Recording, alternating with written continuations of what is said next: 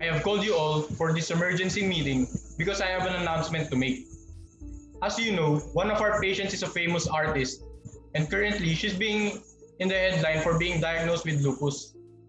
Ang problema natin is how the news got out. Kasi ngayon, she wants to sue the hospital for not maintaining confidentiality since kumalat ang balita about her condition. The hospital admin does not know who shared the information, and we are currently undergoing settlement negotiations with our lawyers. Please, you know who you are. Please own up to your mistakes and come clean to us. You know how big an offense this is for in our profession. Ano, walang amin? Okay, I will give you time. Reflect on yourselves and face the consequences of your actions. That's all. Meeting adjourned. Uy, may share ako sa'yo.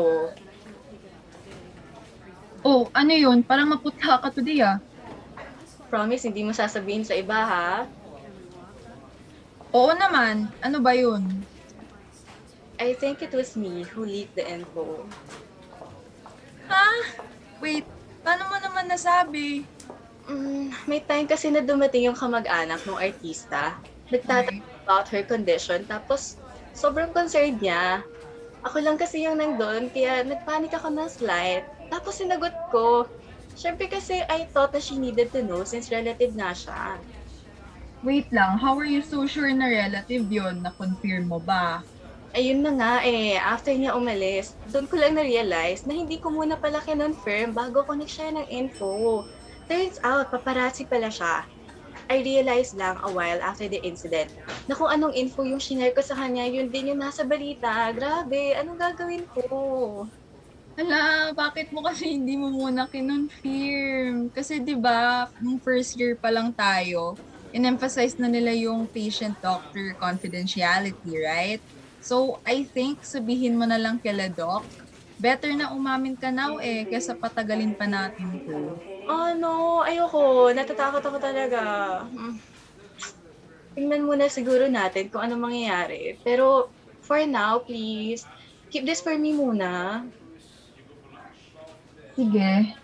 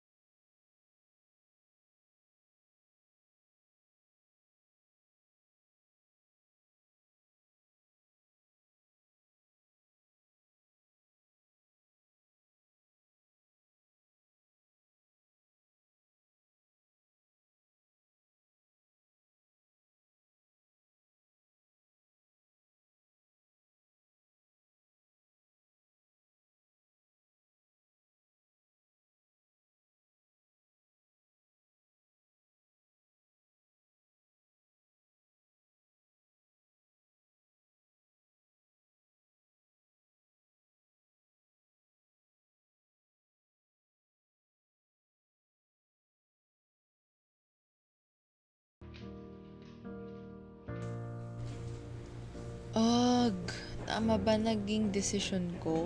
Kasi naman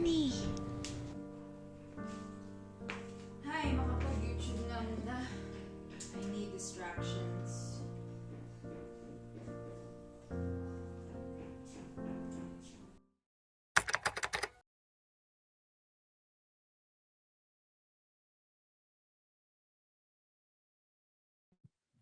Magandang umaga po, mga tool fanatics. Makakasama po natin ngayon si Nelson Yu. Isa po siyang businessman at siya raw po ay nagkaproblema sa kanyang ari matapos ang kanyang operasyon noong nakaraang buwan. Sir Nelson, magandang umaga po. Magandang umaga din po, Sir Rafi. Pumunta po ako dito upang humingi po ng tulong laban po sa naging doktor ko nung ako'y naaksidente. At sa tingin ko po ay nagkamali po siya habang ako ay inoperahan niya. Pwede mo po bang ikwento ang nangyari?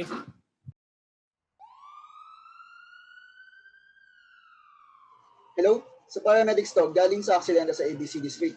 Walang mali ang pasyente at tuloy-tuloy ang kanyang bleeding. Mababa na din ang BP at oxygen ng pasyente. 5 minutes na lang at makakarating na kami sa hospital. Mag-repair na kayo para sa pasyente. Copy po. Dumiretso na po kayo sa para mas bilayag ng pasyente para sa posibleng operasyon. Ma'am Tin, nandito na po yung pasyente mula sa aksidente. Pakitawag na po si Dr. Yasim.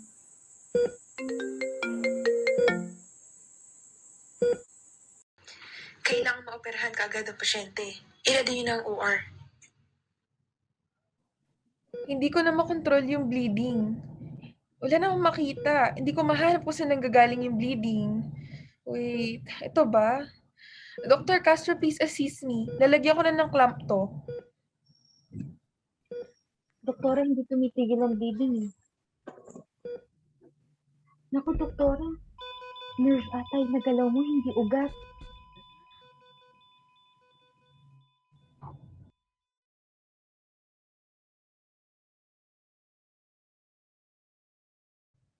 May nakapansin na nagalaw natin yung nerve? Wala naman, doktora. Kung ganon, itago na lang natin at nang hindi tayo mapahamak. Sige, doktora. Good morning, Mr. Nelson. Successful pong operation sa inyo. Magpapagaling na lamang kayo ng ilang linggo at pwede na kayong bumalik sa mga normal na gawain ninyo.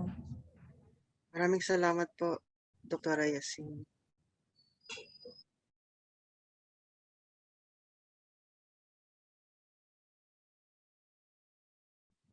Mr. Nelson, matapos po ang inyong operasyon, ano po bang nangyari sa ari ninyo?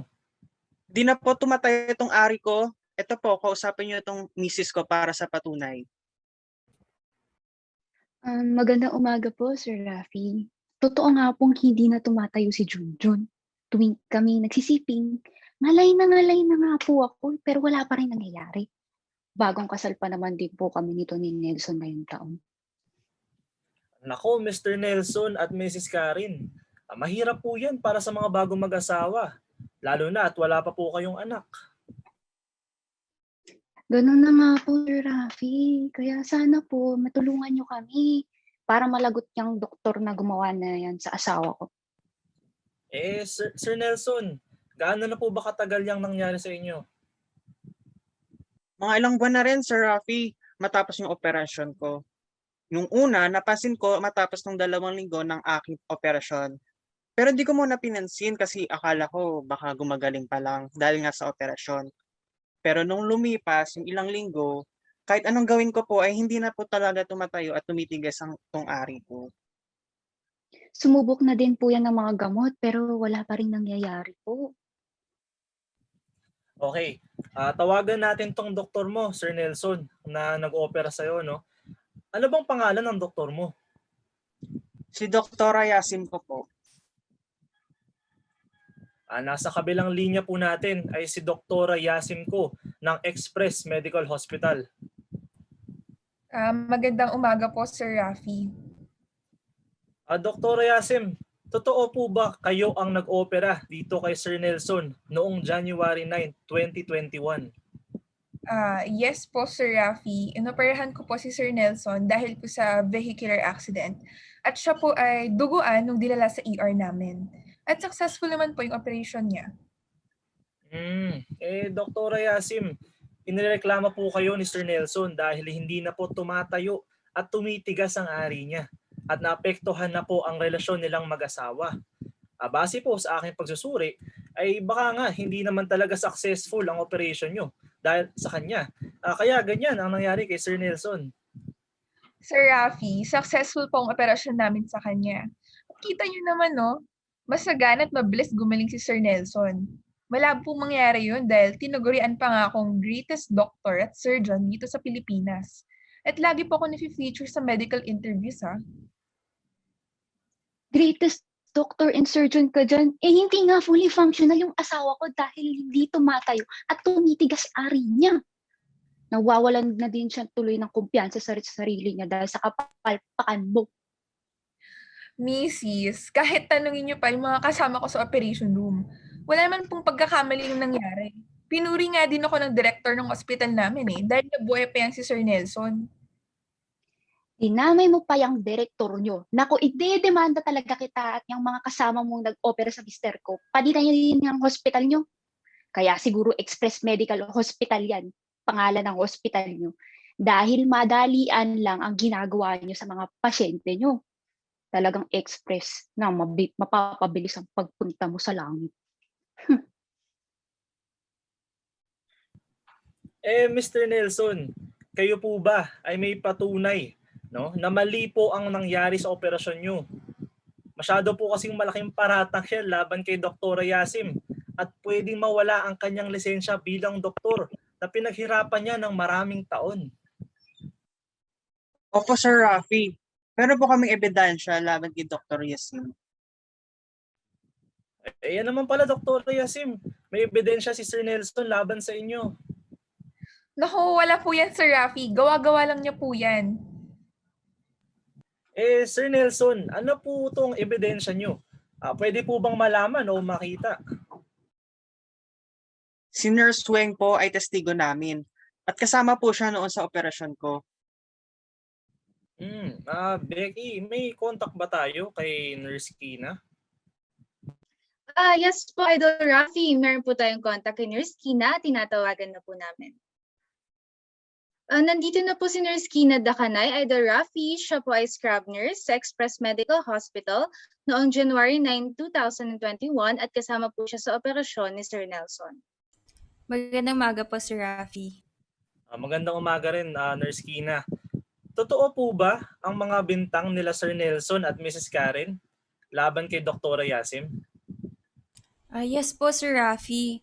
Ang totoo nga po niyan ay ako ang nag-assist na opera si Sir Nelson at narinig ko po yung usapan ni na Dr. Yasim at Dr. Castro matapos ang operasyon na may naputol nga daw po silang nerve at itatago na lang daw po nila yung sikreto dahil wala naman daw po nakapansin. Oh, nako, Dr. Yasim. May ebidensya pala tong sila Mr. Nelson at Mrs. Karen. At may naputol pa kayong nerve. Hindi na kayo makakatakas si Dr. Castro sa ginawa nyo. Hindi po totoo yan, Sir Rafi. Tinanggal na nga po yung si Nurse Kina sa trabaho dahil mali ang kanyang mga paratang sa akin. Anong hindi totoo? Ayan na nga. Nagsalita na si Nurse Kina laban sa inyo. Tapos i-deny mo pa din? Dr. K, tapos ganyan ang gawain at rason mo.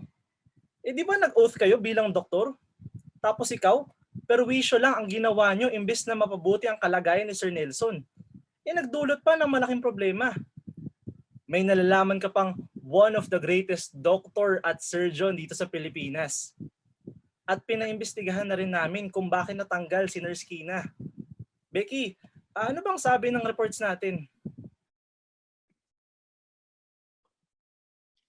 Idol Rafi, ayon po sa mga pag-uulat ng ibang Nurse Express Medical Hospital, ay natanggal po itong si Nurse Kina dahil po nagsalita po siya laban kay Dr. Yasim na mali ang nangyari kay Sir Nelson. At yun nga po, nakiusap daw po si Dr. Yasim sa director ng Express Medical Hospital na tanggalin si Nurse Kina sa kanyang trabaho bilang nurse sa kanilang ospital. Kita mo to. Ginamit mo pa ang pagiging doktor mo para patanggalin si Nurse Kina? Para itago ang maling operasyon mo?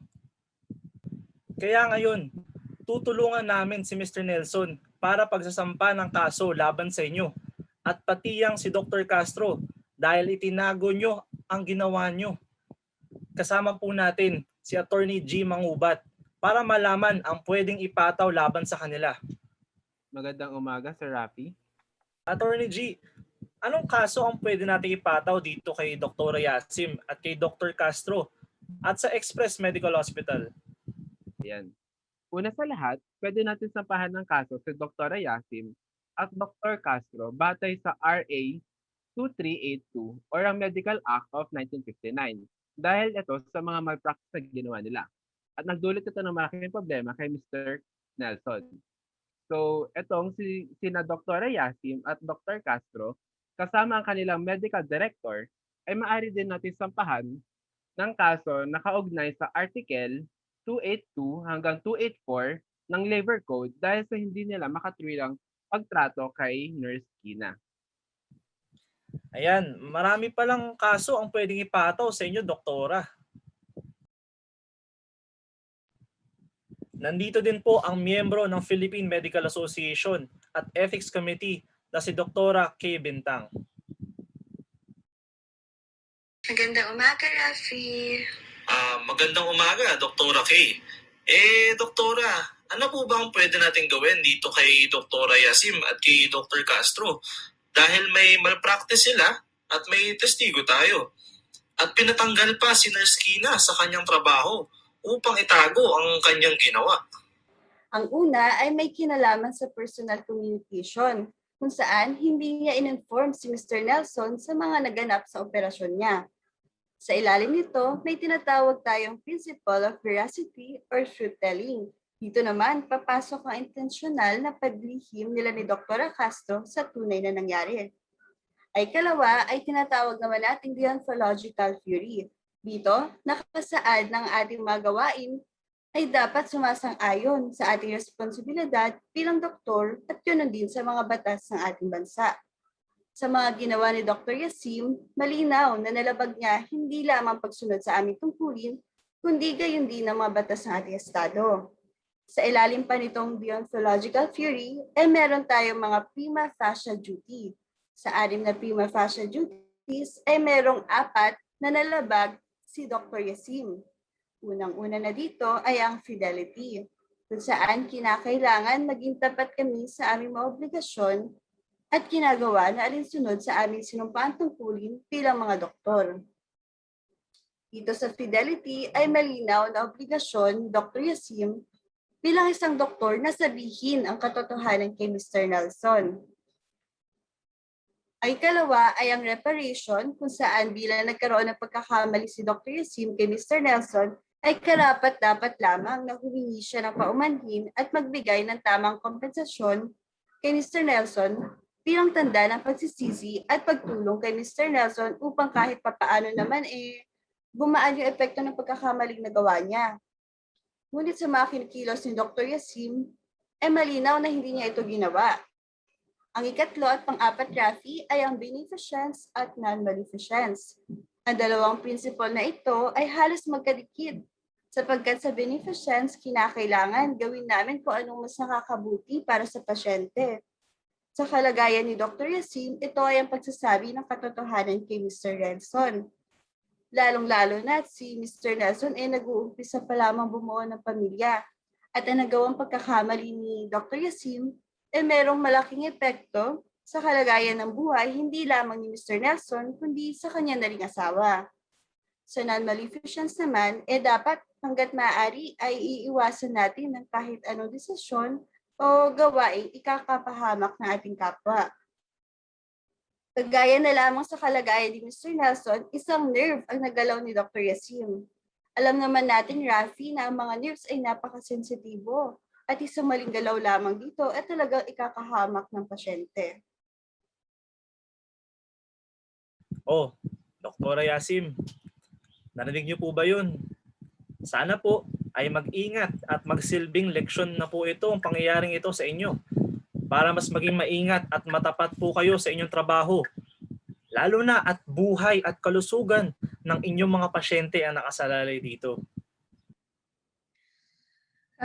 Kahit magsampa pa kayo ng kaso, hindi kayo mananalo. Sasampahan din kita, Mr. Nelson at ang programang ito ng paninirang puri dahil sa mga pagbibintang ninyo sa akin. Magkita na lang tayo sa korte. Nako, Mr. Nelson, Talagang ayaw pa po umamin ni Dr. Yasim no? Huwag po kayong mag-alala at tutulungan po namin kayong makamit ang hustisya para sa nangyari sa inyo. Maraming salamat po, Sir Rafi. Ayan po mga kababayan, ngayong araw, natunghayan natin ang nangyaring medical malpractice kay Mr. Nelson ng kanyang doktor na si Dr. Yasim.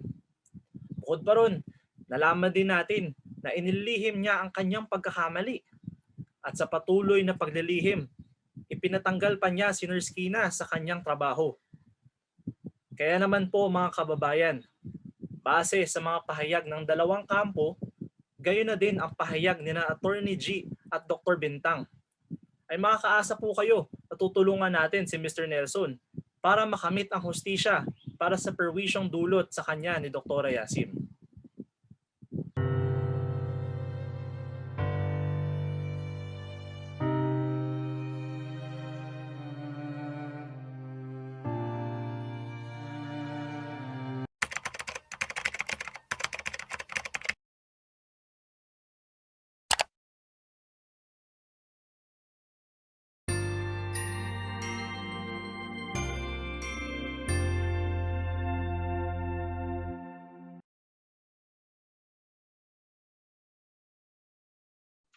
Kwentong ating susundan ngayong gabi ay tungkol sa isang doktor na nasa unang taong ng residency training na naharap sa sitwasyon kung saan kinailangan niya gumawa ng desisyon na magbabago ng kanyang buhay.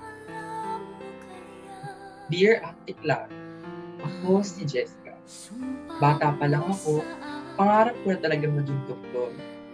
Kaya't nagsumikap ako mag-aral at taputin ang aking pangarap kahit mahirap. Ang dami kong na-experience, Ma'am Clara. Pero iba ang pakiramdam na kasama ka sa mga taong makakatulong sa paggaling ng mga tao, makakapagturo kung anong gagawin at lalo't-lalo na yung pakiramdam na makita ang unang paghinang ng isang sanggol. Iba talaga ang gandahan ng buhay. Ngunit, Ma'am Claro, hindi ko akalaing darating ako sa punto, mapapaisip ako tungkol sa isinumpa akong tungkulin bilang doktor. Nagsimula ito sa aking kapatid na si Crystal. Dalawa lang kaming magkapatid. At dahil 8 taon ang agwat namin at madalas nasa trabaho ang aming magulang, ako ang nag-alaga sa kanya. Lumaki kami nakatuwang at malapit sa isa't isa. Mahirap lamang kami at dahil hindi na ako kaya paaralin ng magulang ko sa kolehiyo, nagsumikap ako maghanap ng scholarship at naging working student ako. Iba't ibang trabaho ang kinuha ko para lang makapagtapos ng pag-aaral. Mahirap at nakakapagod, pero kinaya ko para matupad ang pangarap kong maging doktor. Pagkakuha ko ng lisensya bilang doktor, laking tuwa ko dahil kakayanin ko na paaralin si Crystal na magsisimula na sa kolehiyo. Yun lang naman ang tanging hangad ko. Mabuhay kaming pamilya sa pang-araw-araw, makapagtapos si Crystal at eventually makaangat sa buhay. Hindi lang ako, kundi lahat na sa pamilya, lalong-lalo na si Crystal. Kapatid ko yun eh.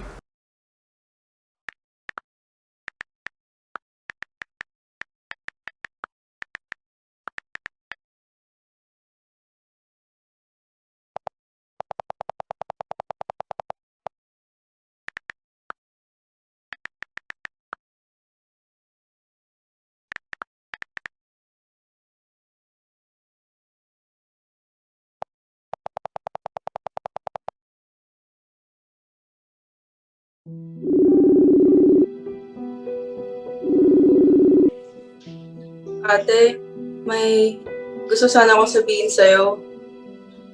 Bakit? Anong nangyari sa'yo? Ano kasi ate buntis ako. Ano? Hindi kita maintindihan. Buntis ako ate. Ate, I'm sorry. I'm sorry talaga ate. Ano? Sorry. Crystal naman eh. Kahit na hindi planado ang naging pagbubuntis ni Crystal, tinanggap pa rin namin ito. Naging mahirap tanggapin nung una dahil pinangarap kong paaralin ang kapatid ko para makapagtapos siya ng kolehiyo. At dahil ako na lamang nagtatrabaho sa amin, napagdesisyonan namin na ipagpaliban na muna ang kanyang pag-aaral at ilaan ng pera para sa kanyang magiging anak. Tiwala ako sa aking consultant sa department, si Dr. Castro. Siya ang naging doktor ni Krista. Ate, ramdam ko na lumalaki yung tiyan ko. Oo nga, ang bilis eh. Kailan yung susunod mo na check-up? Hindi ko nga maalala eh. Bukas na yata. Ate, kailangan pa ba? Gastos na naman. Sige, bukas na bukas din ay ipasusundo kita. Tapos dumiretso ka na sa clinic ni Doc Castro. Siya na yung bahala sa'yo. Nagpa-check up nga si Crystal kay Dr. Castro. Akala ko maging okay ang lahat hanggang sa nagsimula ang pangyayaring hindi ko malilimutan.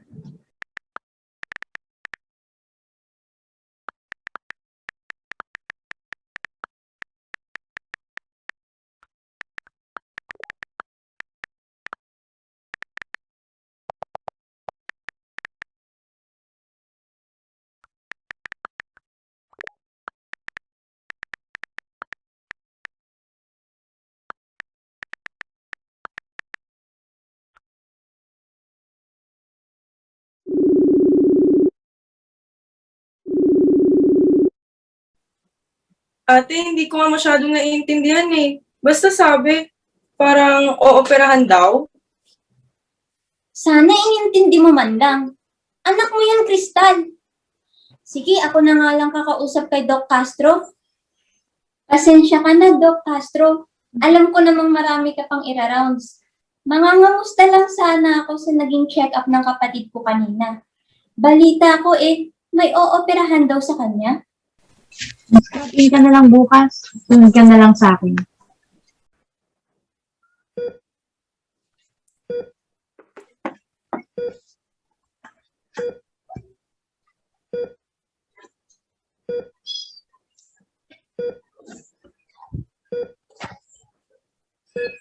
You better continue doing your job, Dr. Jessica, or else this will jeopardize the residency program. This is a warning.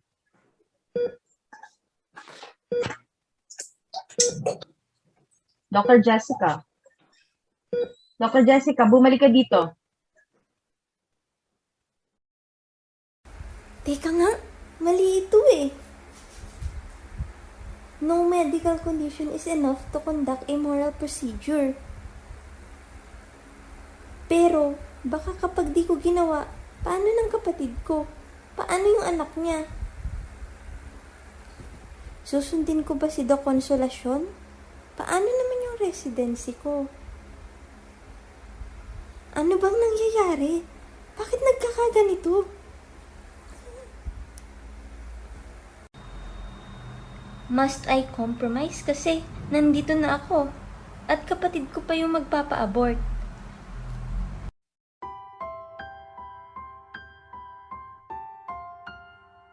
It was ethically sound to protest against her involvement in the surgery procedure. Because it was against her morals to participate in an abortion procedure, her protest is her conscience, speaking that it is unethical to cooperate formally in the conduct of an immoral act. A doctor should always avoid harm and promote the best for the patient, and abortion is not aligned to these principles. Dr. Jessica should protest against the training module that includes abortion procedures because these procedures are immoral. Furthermore, the procedures were not moral for Dr. Jessica. Although it was part of the training module, she should have been informed first so that she could make a choice for herself, especially if it was against her morals.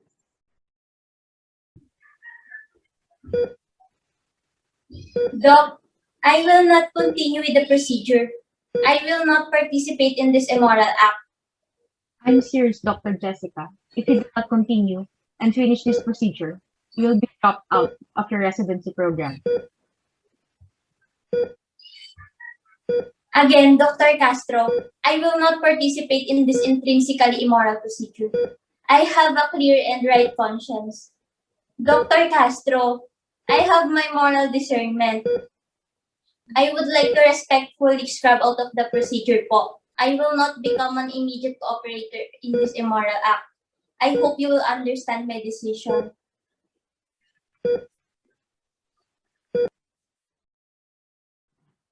Pagkatapos ng lahat na nangyari, kinlagan nga ako sa residency program at hindi ko na napagpatuloy ang pag-aaral ko. Pero alam mo, Ma'am Claro, wala akong pinagsisihan sa ginawa ko.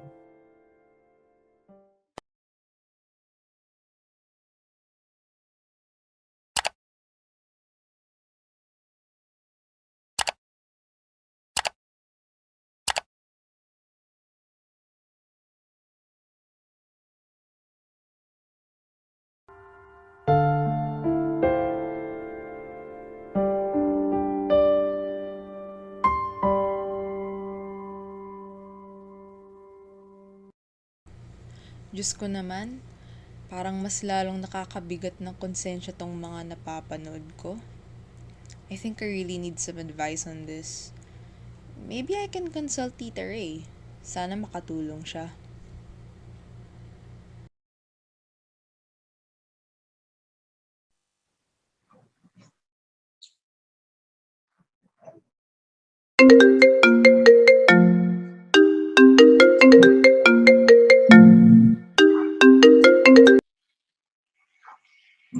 Hello po, tita.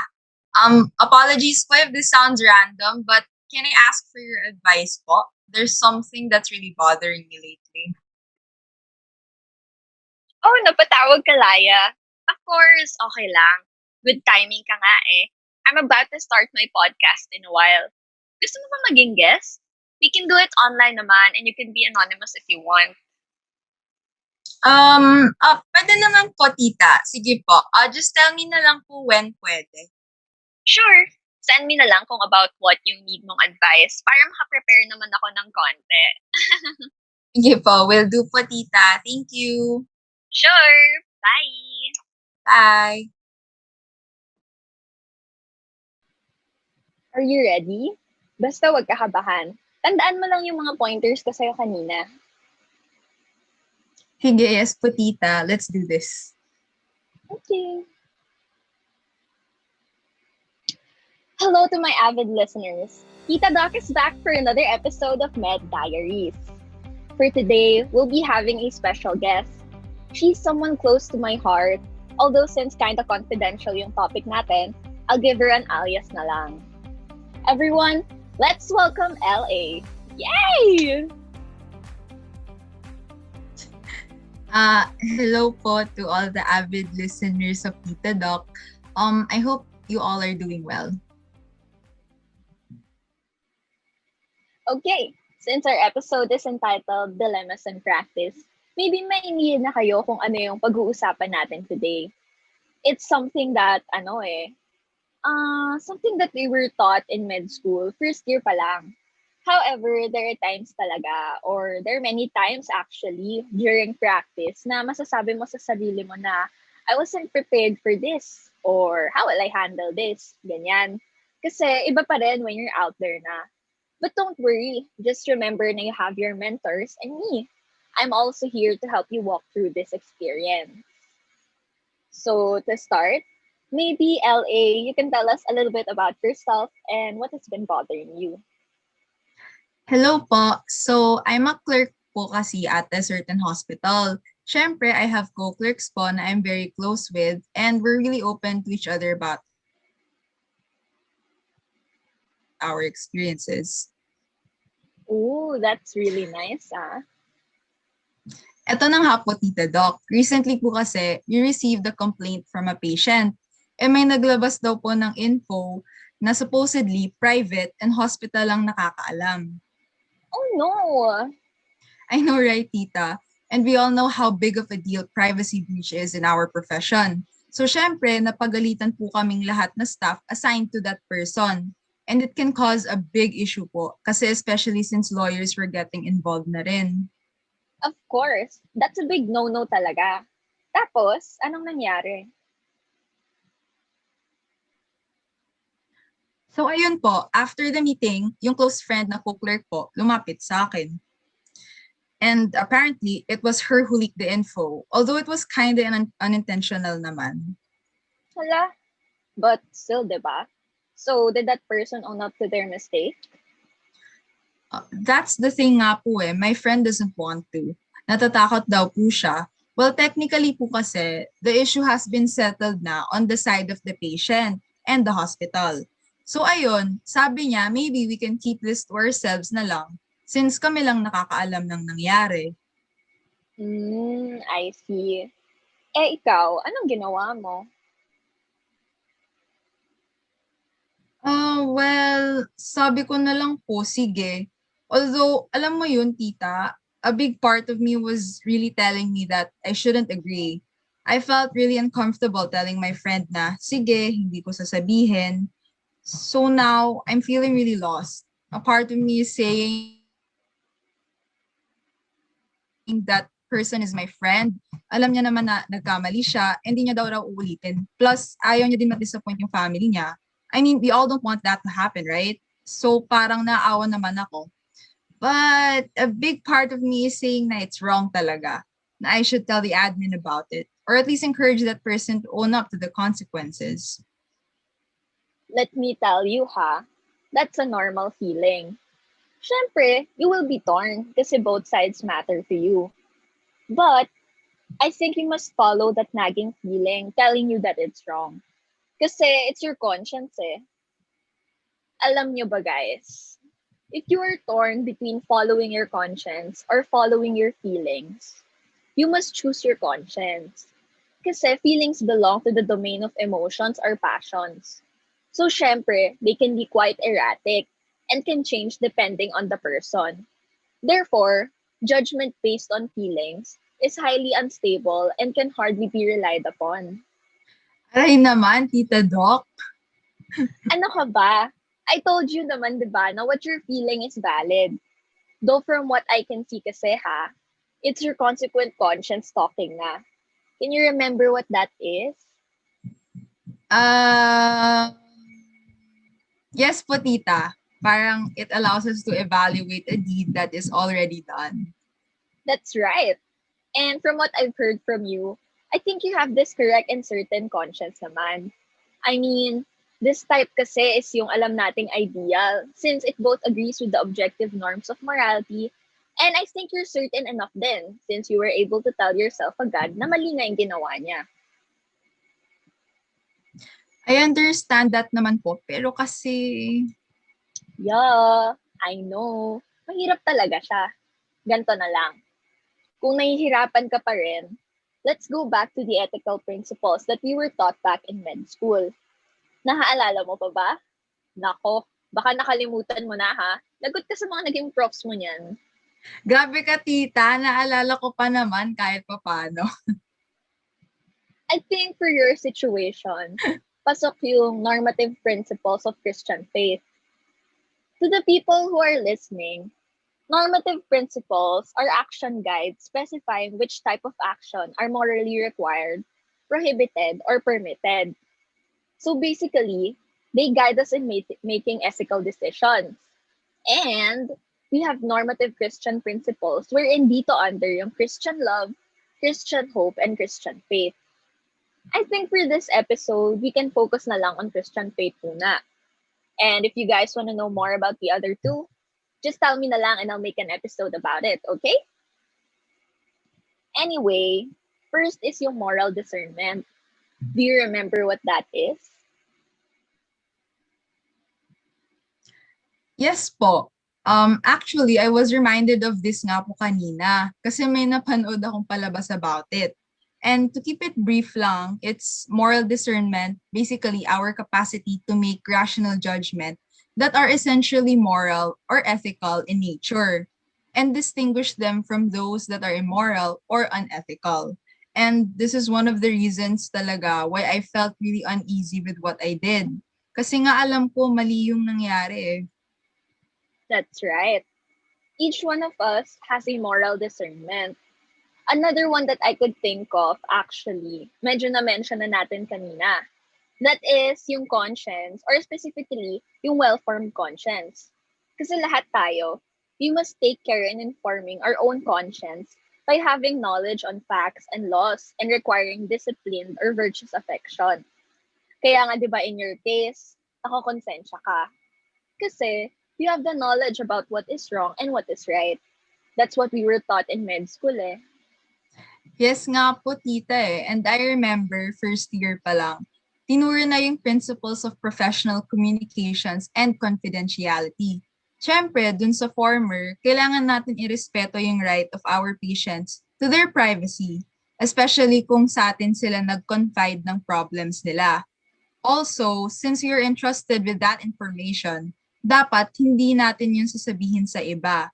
Kaya nga po nagulat rin po ako sa confession sa akin ng friend ko. Tama.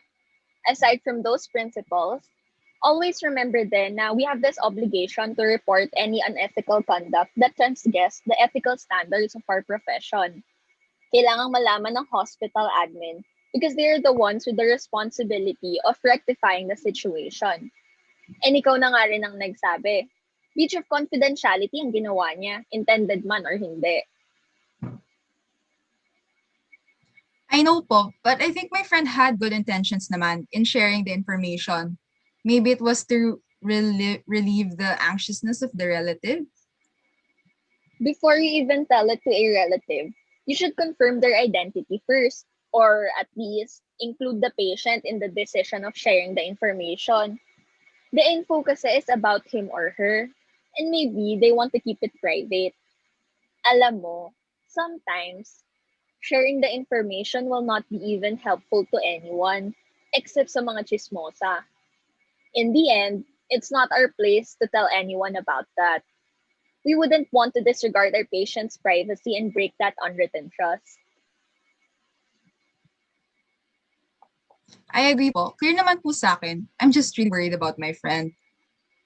If you really care about your friend, you should let him or her face the consequences of their actions.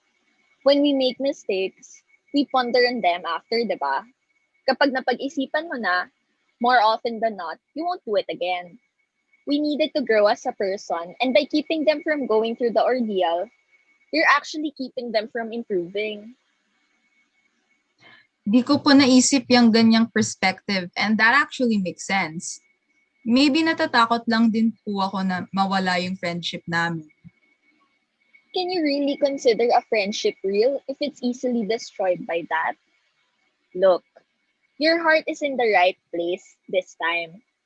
Trust me, you will lose more if papangunahin mo yung takot mo instead of doing what you think and feel is right.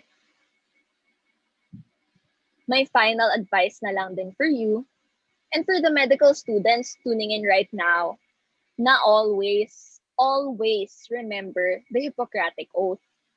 Even though you're not yet doctors, please, isa puso nyo na siya.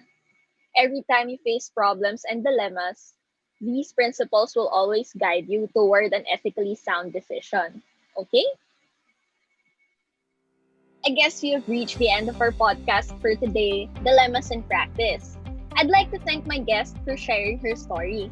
And I hope my audience will find this episode both entertaining and enlightening. Don't forget to join us next week for another episode. Thank you for listening, guys! Ano? How are you? You feeling better?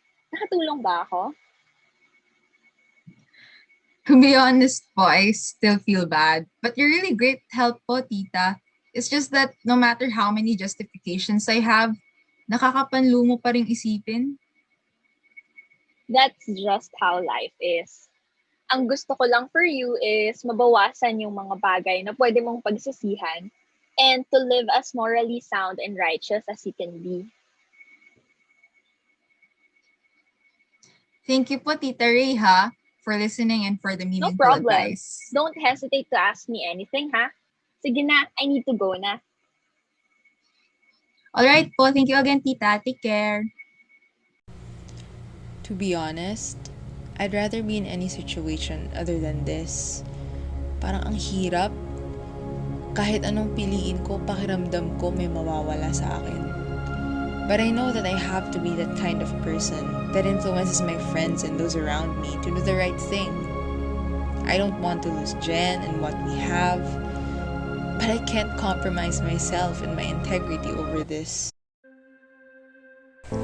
I have to do this.